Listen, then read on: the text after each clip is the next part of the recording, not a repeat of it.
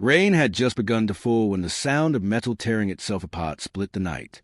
It wasn't loud at first, only a sickening crunch, followed by a silence so sudden it felt intentional. Headlights flickered across the wet road, revealing a car folded in on itself, steam rising like breath from a wounded animal. Somewhere beneath the shattered glass, Chris lay still, his body twisted at an angle no living person ever chooses. A wedding ring skidded across the asphalt, spinning once before coming to rest near the curb. No one noticed it at first. People ran toward the wreck, shoes slipping, voices overlapping in panic. Someone shouted for an ambulance. Someone else whispered, "Stay with me," though they didn't know who they were speaking to. Rain mixed with blood, blurring the lines between what could be saved and what might already be gone. Inside the ambulance, red lights pulsed against the ceiling, painting Chris's face in harsh, fleeting color. His eyes were closed, lashes trembling with each jolt of the road. A paramedic called out numbers. Another adjusted a mask, their hands moving with practiced urgency. There was a faint smell of gasoline, of burnt rubber, of fear. Chris did not respond. His body obeyed nothing anymore. At the hospital, the night stretched long and hollow. Fluorescent lights hummed above polished floors, indifferent to the human wreckage passing beneath them. Doctors spoke in low voices, careful ones, the kind used when certainty has abandoned the room. Words like severe, spinal, and critical drifted through the air, landing softly but leaving bruises all the same. Chris's husband, Mark, stood near the wall, arms folded so tightly his shoulders ached. His clothes were damp from the rain, hair plastered to his forehead, eyes fixed on a point just above the doorway. No one had told him where to stand, so he chose a place that felt small, as if he were trying not to be noticed. Every few minutes, he checked his phone, not for messages, but to confirm it was still there, still solid, still real. They had argued earlier that evening. Nothing dramatic, nothing worth remembering, which somehow made it worse. An unfinished sentence. A door closed too hard. Mark replayed it again and again, searching for a moment he could undo, a word he could swallow back. He told himself there would be time later, that apologies could wait until morning. Hours passed. Machines beeped steadily behind the operating room doors, a mechanical heartbeat that mocked the chaos it replaced. Mark was asked questions he struggled to answer. How long had they been married? Did Chris have family nearby? Was there anyone else who should be called? Each answer felt like a test, as if love itself required documentation. When a nurse finally approached, her expression was careful, composed in a way that suggested she had practiced this walk many times before. She told Mark that Chris was alive. The relief hit him so hard his knees nearly gave out. But it was quickly followed by another sentence, spoken gently, almost apologetically. There was significant damage. The spine had taken the worst of it. They wouldn't know the full extent yet. Mark nodded, because nodding was easier than thinking. He was led to a waiting room where chairs were bolted to the floor and the television played with the sound off. He sat there alone, hands clasped, imagining Chris waking up, confused but alive, reaching out for him. He imagined being there, saying his name, grounding him back into the world. Somewhere down the hall, paperwork was being prepared. Forms were printed, clipped, slid across counters under bright lights. Decisions needed to be made while Chris slept beneath anesthesia, unaware of the conversations unfolding around him. The language was clinical, neutral, stripped of emotion, but the consequences were anything but. Mark was asked to step aside. It was framed as a formality, a procedural detail. Another signature was required, another authority confirmed. He hesitated, confusion flickering across his face, but exhaustion dulled his instincts. He signed where he was told, trusting that the system understood their life together, that it would protect what they had built. By dawn, the rain had stopped. The sky lightened to a pale, uncertain gray. Mark sat alone again, staring at his hands, noticing for the first time that one of his fingers felt strangely light. The wedding ring was gone. He searched his pockets, then the floor, panic rising in his chest. It was only later, long after the doctors spoke again, long after the word paralyzed entered the room, that he realized something else had disappeared too. When Chris finally stirred, days later, the world felt wrong. His body was heavy, distant, unresponsive. Voices floated in and out, familiar and not. He tried to move, to speak, to ask for Mark, but nothing answered him. A nurse noticed the panic in his eyes and leaned close, telling him to rest, telling him he was safe. But safety is a fragile thing. And while Chris slept through the night of shattered metal and signed papers, a line had been quietly drawn through his life. He did not know it yet, lying there beneath white sheets, but the crash had taken more than his movement. It had taken his marriage, erased while he was unable to say a word. And when he opened his eyes, the man he loved was no longer waiting at his bedside. Outside the window, morning settled in, indifferent and calm, as if nothing irreversible had occurred. Nurses moved softly, charts whispered shut, and a new day claimed the hospital. Chris stared at the ceiling, sensing absence before understanding it, feeling a gap shaped like a person. Somewhere down the corridor, Mark stood with his back to the wall, realizing too late that love, without a voice, could be rewritten by strangers. That knowledge settled quietly, heavier than grief, and promised consequences neither man yet imagined. Ahead. When Chris woke fully this time, the ceiling no longer drifted. It stayed fixed, unforgiving, a pale grid of tiles that seemed to watch him back. His mouth was dry, tongue heavy, and when he tried to lift his hand, nothing happened. Panic rose, sharp and immediate, but his body refused to carry it anywhere. All he could do was breathe, shallow and uneven, listening to the quiet machinery that now spoke for him. The room smelled of disinfectant and plastic, a scent that erased time. A nurse noticed his open eyes and smiled with professional warmth, introducing herself slowly, as if speaking to a child. She told him he was safe, that he'd been through something serious, that help was here. Chris tried to ask for Mark. The name formed clearly in his mind, but his lips barely moved. The nurse leaned closer, misreading the effort, and adjusted his pillow instead. Days blurred together, measured not by clocks but by procedures. Blood pressure cuffs tightened and released. Needles pricked. Curtains opened and closed. Chris learned the weight of his own stillness, how exhausting it was to remain trapped inside a body that would not answer.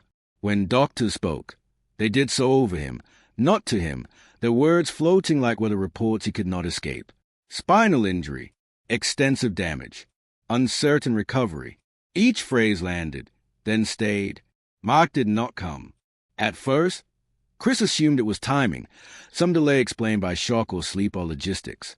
He held on to the belief with stubborn tenderness, replaying small memories to keep it alive.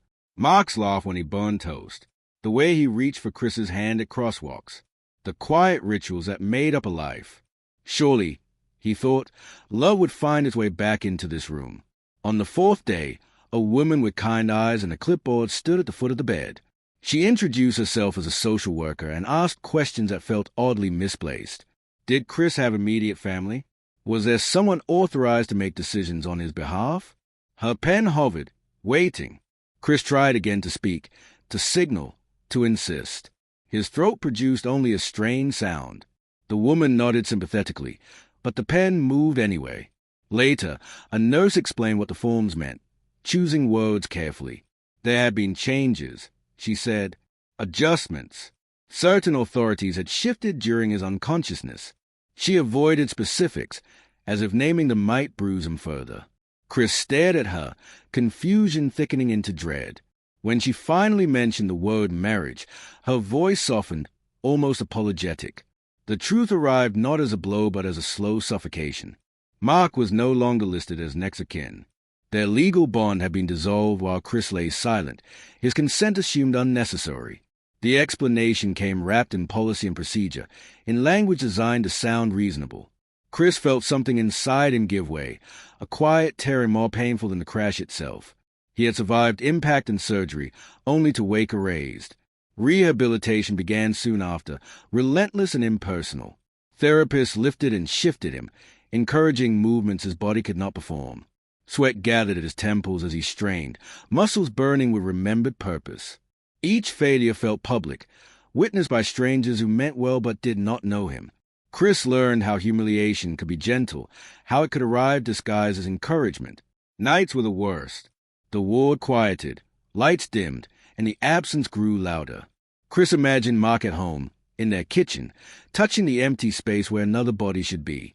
He wondered if Mark knew the depth of what had been done, or if he too was drowning in confusion. Questions circled endlessly, finding no place to land. Why had no one fought for him? Why had love been treated as optional? Occasionally, visitors passed his door, families clustered together, murmuring reassurances. Chris turned his head away, ashamed of his envy. He felt himself shrinking, becoming smaller than his own name. Staff members were kind, but kindness without recognition felt thin. They saw a patient, a case, a chart. They did not see a husband searching for his other half. One afternoon, a young nurse hesitated before leaving, glancing back at him with something like regret. "You're doing really well," she said softly, as if success could be measured in survival alone. Chris wanted to tell her that living was not the same as being held.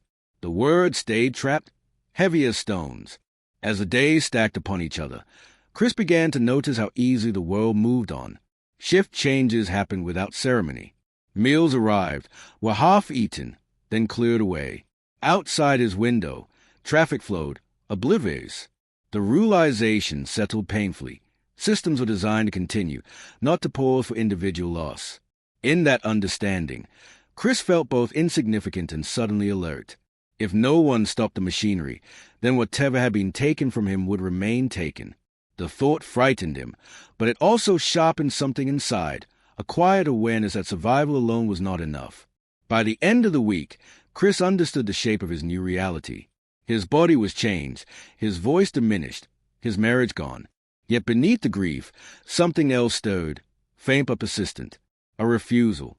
It showed itself in the way his eyes followed every detail, the way his mind catalogued each injustice. He was still here. He could still feel. And though the world had decided his place without asking, Chris began to sense that silence would not be his final state.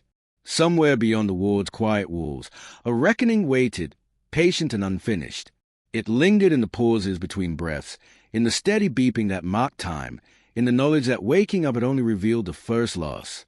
What came next, he sensed, would demand more than endurance. It would demand that he be seen, even if he had to teach the world how. The silence would eventually answer. When the new therapist first entered the room, Chris noticed her shoes before her face. They were scuffed, practical, the kind worn by someone who spent hours standing, bending, waiting. She paused at the doorway, reading the room before stepping inside, as if asking permission from the quiet itself. When she spoke his name, she said it carefully, not loudly, not softly, but like it mattered. Her name was Elena. She didn't rush to shake his hand or offer encouragement that would ring hollow. Instead, she pulled a chair close to the bed and sat, bringing herself level with his eyes. The gesture was small, almost invisible, yet something in Chris loosened. She explained what the session would involve, then waited. The silence stretched, but she didn't fill it. For the first time since waking, Chris felt time slow without punishing him. Their work began with the simplest tasks. Elena placed her hand beneath his arm, warm and steady, and asked him to imagine lifting it before trying. When nothing happened, she didn't sigh or redirect. She nodded, as if the effort itself counted. She talked to him while she worked, about neutral things at first, the weather turning colder, the way the sun hit the courtyard in the afternoons. It felt like conversation, not treatment. Over the next days, Elena returned, always at the same hour, always with the same calm presence. She remembered details others forgot, how Chris preferred the window open a crack, how he tensed before transfers. She adjusted without comment, as if his comfort were obvious, not optional. Between exercises, she asked questions that invited answers beyond yes or no, even knowing he struggled to speak. She listened to his pauses. Slowly, Chris found ways to communicate. A blink held a second longer. A breath released sharply. Elena noticed everything. She translated his efforts into understanding, never making him feel foolish. When frustration surfaced, she didn't rush past it. She let it exist, then guided him back, patient as a tide. In her presence, failure lost some of its sting. One afternoon, while stretching his legs, Elena mentioned her brother, who had once broken his back falling from a roof. The recovery had been long, uneven, full of anger. She didn't present it as inspiration, only as truth. Chris watched her face as she spoke, saw how carefully she chose her words. It was the first time someone acknowledged the grief without trying to fix it. Something in his chest ached open. Weeks passed, marked by effort and exhaustion. Chris grew stronger in ways that couldn't be charted.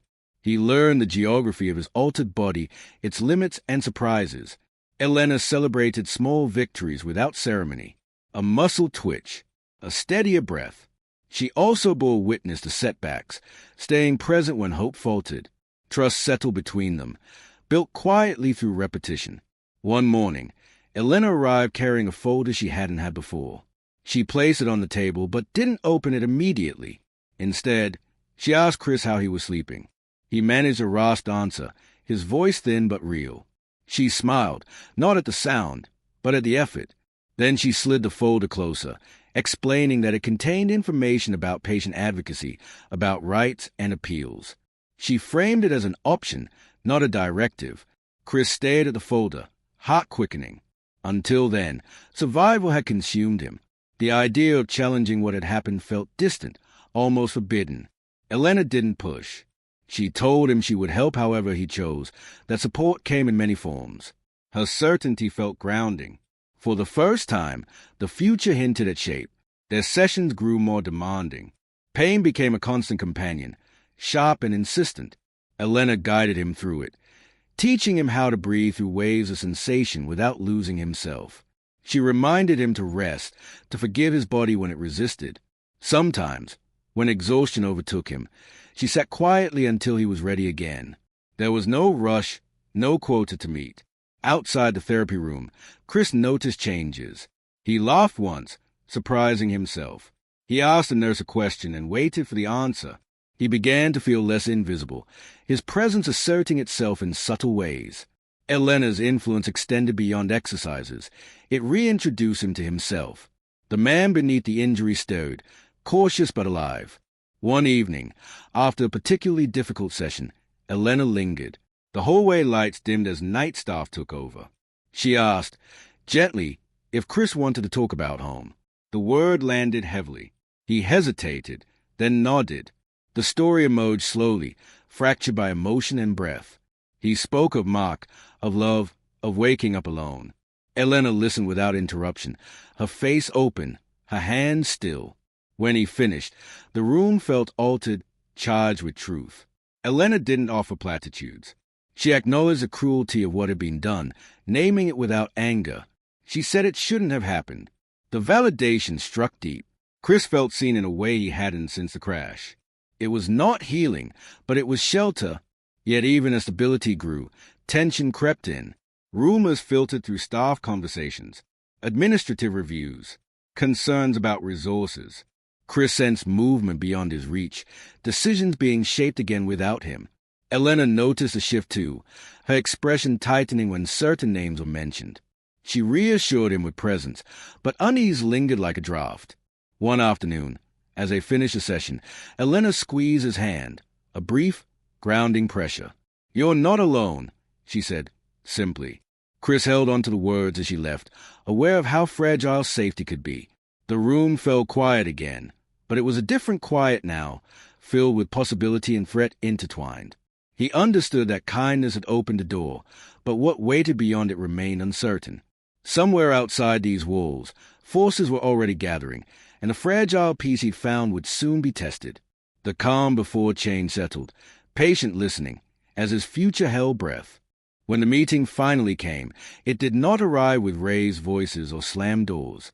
It arrived quietly, in a small office that smelled faintly of coffee and paper, where sunlight struggled through half-closed blinds. Chris was wielding carefully, his chair aligned with a table that felt too large, as if designed to remind him how small he had become in official spaces. Elena sat beside him, not touching, but close enough that he could sense her steadiness. Across from them were two administrators and a hospital liaison, their expressions composed, their hands folded. The air felt rehearsed. Chris listened as they spoke, words polished smooth by policy, explaining processes, responsibilities, and unfortunate necessities. They spoke of his marriage as if it were an item misfiled, something corrected rather than broken. Then Mark entered. He looked thinner, older somehow, as if time had pressed harder on him than the week suggested. His eyes flicked to Chris, then away, guilt passing quickly across his face before being replaced by restraint. No one acknowledged the history between them. Mark sat when directed, hands clasped tightly, knuckles pale. For a moment, no one spoke. The silence carried weight, thick with everything unsaid. Chris felt his pulse in his ears, the effort it took to remain upright. When the liaison invited Mark to explain his decisions, the room seemed to contract. Mark cleared his throat, stared at the table, and began. He spoke of fear first. Fear of responsibility, of medical debt, of a future he did not recognize. His voice was steady, but his leg bounced beneath the chair. He said he had been advised, that people told him it was practical, necessary. He avoided Chris's eyes, describing the annulment as an act of survival, not abandonment. Chris listened, every word carving deeper. He wanted to interrupt, to shout that love was not a liability. Instead, he focused on breathing, on Elena's presence anchoring him. When Mark mentioned family pressure, his voice faltered. He spoke of parents who never accepted them, of years spent pretending to be less visible, less real. The room absorbed the confession without comment. The revelation shifted something. Mark's cruelty took on a new shape, not softened, but contextualized. He had chosen erasure because he had learned to erase himself. The administrators exchanged glances, discomfort flickering briefly. This was no longer a simple case. When it was Chris's turn, the room waited. He struggled to speak, his voice uneven, but Elena waited with him, allowing space. Chris did not accuse. He described waking up alone, discovering that decisions had been made while he slept. He spoke of losing not only movement, but history. His words were plain, unembellished, and they landed harder for it. He told them that paralysis had taught him many things, but silence was the most dangerous. The liaison shifted in her chair. One administrator nodded slowly, as if recognizing something belatedly. Chris's gaze finally met Mark's, holding it. There was pain there, but also clarity. Mark's composure cracked. His shoulders sagged, and for the first time, he looked directly at Chris. Tays gathered but did not fall. He whispered an apology that sounded more like regret than repair. Chris felt the urge to comfort him, then let it pass. Some distances could not be crossed again. The meeting ended without resolution. Policies required review. Decisions would take time. Yet when they left the room, something had altered. The truth had been spoken aloud, and it could not be returned to silence. Elena squeezed Chris's shoulder gently, pride and concern mingling in her eyes. Later that evening, Chris sat alone, replaying the conversation. Understanding Mark's fear did not erase the harm, but it loosened the knot of confusion. The battle was no longer just personal. It was about systems that allowed love to be nullified when it became inconvenient. Sleep did not come easily. Memories surfaced uninvited, not of the crash, but of quieter moments that now felt endangered. Mornings when Mark brewed coffee too strong. Evenings spent arguing about nothing, then laughing at themselves. Chris realized how ordinary their love had been, and how easily ordinary things were dismissed by rules written without them in mind. He wondered how many other stories had been reduced to footnotes, how many awakenings had revealed similar absences. Elena returned briefly before her shift ended, checking on him with the same steady care. She asked how he felt. She reminded him that advocacy moved slowly, but momentum mattered. When she left, Chris rested his head back, listening to the steady rhythm of the building. Somewhere down the hall, a cart rattled. A door closed softly. Life continued in small, persistent sounds. Chris understood then that the revelation of the day was not Mark's fear, nor the system's failure, but his own capacity to endure clarity. It sharpened them. He imagined the next meeting, the next room, the next set of eyes. The thought frightened him, yet beneath the fear lived a steady resolve. If his marriage could be erased in silence, it could be defended in daylight. The idea settled into him, firm and quiet. Outside, clouds drifted apart, revealing a thin slice of moon. Chris watched it until his eyes ached, feeling the pull of something inevitable approaching. The truth had opened a door he could not close. Beyond it waited confrontation, exposure, and the risk of being seen completely. As the night deepened, Chris understood that recovery was no longer just about his body. It was about reclaiming his story, and soon he would have to tell it where everyone could hear. There. The room was larger than Chris expected, wide enough to hold rows of chairs in the quiet anticipation of consequence. Sunlight poured through tall windows, catching dust in its beam, illuminating faces turned forward with curiosity rather than kindness. A low murmur filled the air, conversations overlapping, until the clerk called the session to order and the sound collapsed into waiting silence. Chris was rolled to the front, his chair positioned deliberately, unmistakably visible. Elena stood just behind him, hands resting lightly on the handles, not guiding, only present. Mark sat several rows back, shoulders hunched, eyes fixed on the floor. Around them were administrators, advocates, a few reporters, and strangers who had come not out of loyalty but interest.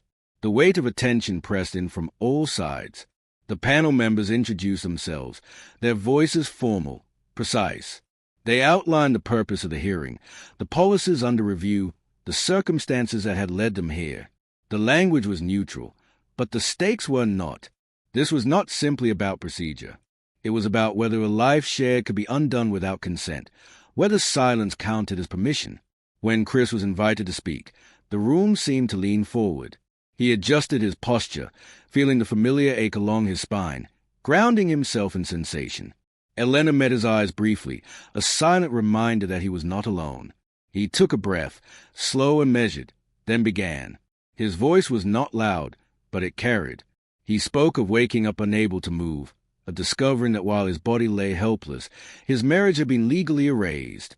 He described confusion, the loss layered upon loss. He did not dramatize. He let the facts speak, trusting the room to feel their weight. Each sentence landed deliberately, like a step taken on uncertain ground. He talked about love as a practice, not a document, about the years built quietly, without spectacle. He spoke of trust, and how it had been assumed rather than honored. When he paused, the silence did not rush to fill itself.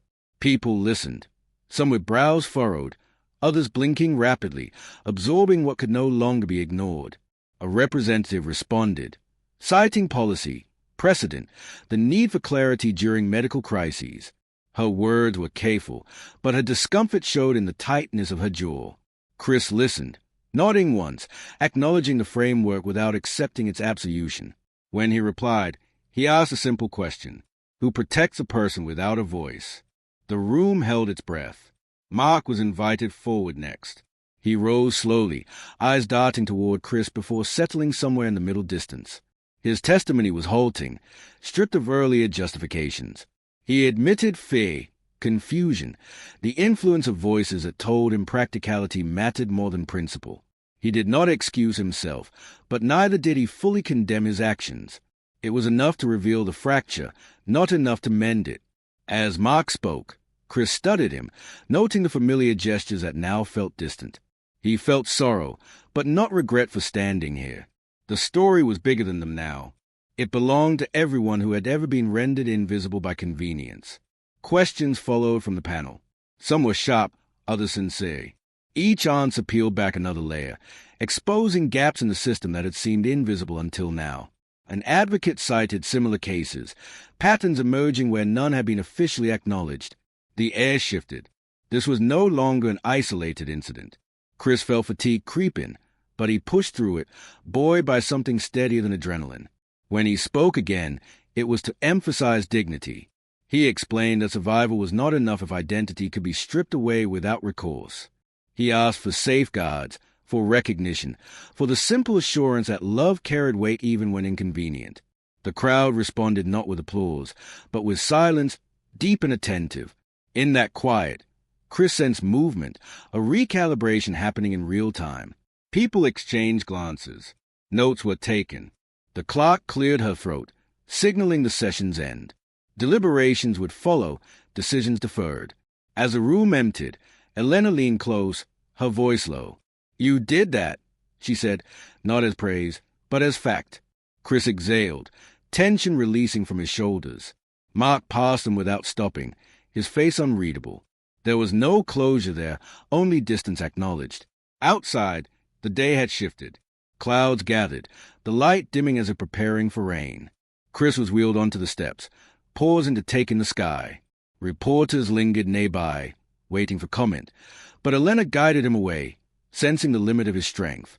They moved slowly, deliberately, each turn of the wheel marking progress. In the quiet of the corridor, Chris allowed himself to feel the tremor beneath his resolve. He had spoken publicly, exposed his pain, and challenged something larger than himself. The outcome remained uncertain. Policies could change or remain stubborn. Consequences might ripple outward or stall.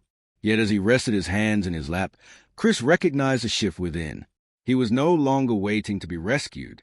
He had claimed his voice, however fragile, and set it loose in the open. Whatever followed would meet him standing, not silent. Ahead lay judgment, perhaps justice, perhaps resistance. The path was unfinished, but it was visible now, stretching forward with clarity owned. The decision arrived on a quiet morning, slipped beneath the door in a plain envelope that did not announce itself. Chris watched Elena pick it up, her fingers steady, her breath slow. She read once, then again, and smiled with relief that softened her eyes. The board had ruled that marriages could not be undone without consent, that silence did not equal permission. It was not an apology, but it was acknowledgement, and that mattered. Chris let the paper rest on his lap, feeling the tremor of aftershock. Victory did not feel like celebration. It felt like a returning to a room long sealed. Rehabilitation continued, deliberate and demanding, but something fundamental had shifted. He practiced transfers, learned new ways of balance, laughed when he dropped a fork, and didn't let shame take root. Strength arrived in increments, measured by patience rather than miracles. Elena remained, a constant presence that neither crowded nor retreated. She celebrated with him when paperwork was corrected, when advocacy groups reached out, when letters arrived from strangers who recognized themselves in his story. Chris answered some, set others aside, careful not to let gratitude become obligation. Healing, he learned, required boundaries. Mark sent a message one evening, brief and unadorned. He acknowledged the ruling, wished Chris well, admitted he was still learning how to live with what he had done. Chris read it once, then turned the phone face down. Forgiveness, he realized, was not the same as access. Some doors stayed closed without hatred. Months passed. Seasons changed outside the windows, light shifting, leaves thinning. Chris moved into a small apartment adapted for wheels and reach, filled with plants and music and quiet dinners shared with friends who chose him. He learned to cook again, to ask for help without shrinking, to rest when pain insisted. The future no longer felt like a void, but a landscape requiring navigation. On the anniversary of the crash, Chris returned to the steps where he had spoken. The sky was clear, wind gentle. A small crowd gathered, not for spectacle, but for recognition. He spoke again, shorter this time, voice steadier. He thanked those who listened, reminded them that safeguards only worked if they were defended.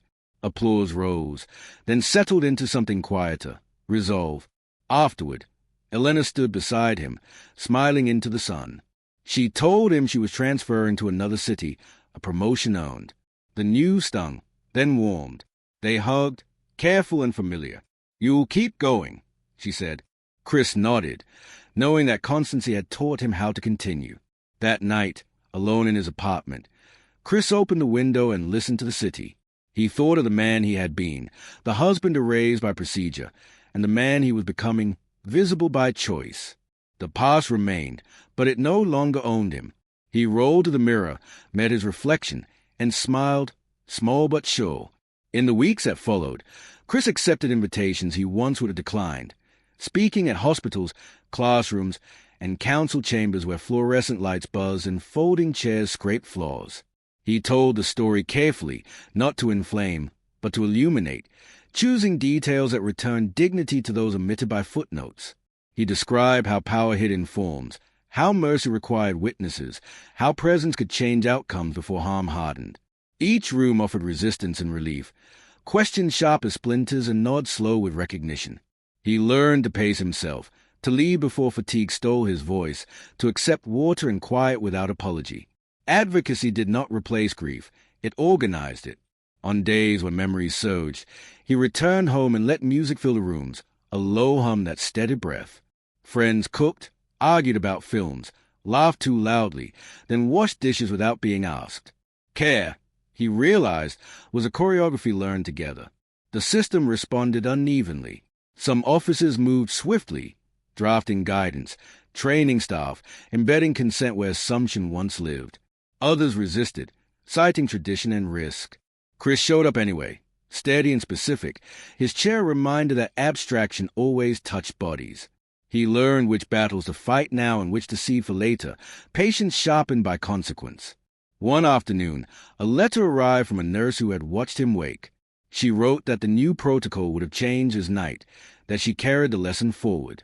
Chris held the paper and felt the arc complete itself, not as closure, but as continuity. He placed it beside the envelope, evidence that voices could travel. When pain fled, he returned to the basics, breath, alignment, asking for help early. He practiced gratitude without spectacle, forgiveness without surrender. His body remained altered, but his days grew fuller, shaped by intention. He no longer waited for permission to exist. The world did not transform at once, but it tilted. Policies gained margins, margins gained names, names gained faces. Chris understood that progress was cumulative, 1,000 quiet corrections. He committed to being one of them, not because he enjoyed conflict, but because silence had cost him too much. On a late afternoon, he returned home, sunlight pooling on the floor. He wheeled past the plants, touched a leaf, and felt the ordinary weight of belonging. The phone buzzed with a message from a stranger saying thank you. Chris typed back, simply, stay. He set the device aside, breathed, and listened to the room. Tomorrow would ask again, and he would answer, present, prepared. The story was his now, shared without erasure, carried forward by care, courage, and consent. Each day owned, not granted, and therefore precious, durable, and alive in practice and memory, moving with him, always, onward. Courage isn't about never being afraid. It's about standing even when you are. If this story touched you, tell me where you're watching from. Because somewhere out there, someone's still fighting their storm. And your kindness might be the light they need. Don't forget to like, share, and subscribe. And I'll see you in the next story.